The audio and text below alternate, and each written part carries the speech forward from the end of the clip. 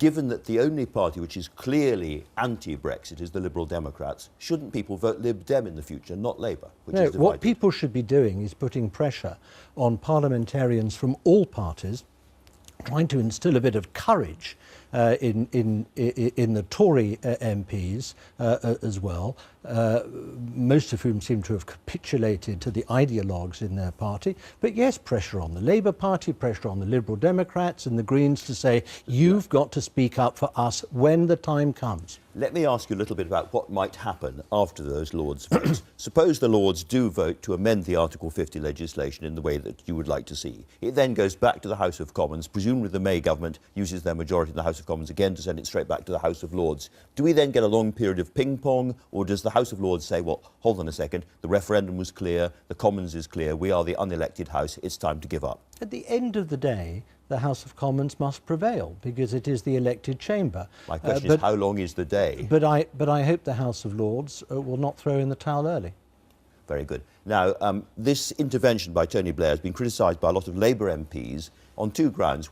First, 3 Labour MPs, well, I counted in the last... I haven't gone through counting them, but they were pretty vehement about it. And they were saying two things. One, he's not the right guy. And frankly, in a sense, he and you were involved in that decision to allow the gates to open to immigration from the EU early. You were the guy who sent out search parties, as I recall. And therefore, on the key question of immigration, it's the wrong people leading this charge. And secondly, just before these by-elections, it's the wrong timing.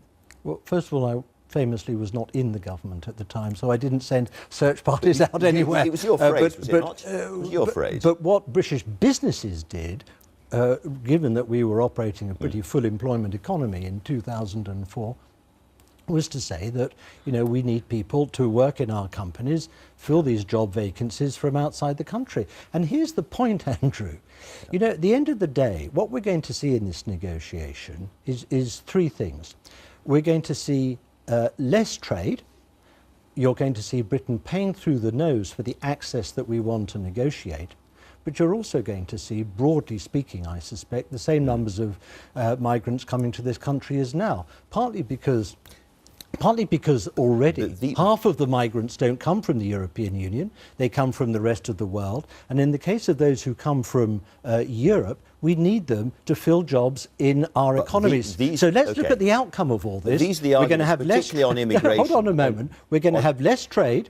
We're going to be paying through the nose for it, and broadly speaking, we're going to have the same number of immigrants coming to the country. Now, is that a reasonable deal? Don't you think the public will have something to say about that outcome when the negotiation ends? I think they will. That is the last thing that Brexit voters in Stoke-on-Trent want to hear just at the moment. And some of the critics in the party think, think that what you're really trying to do is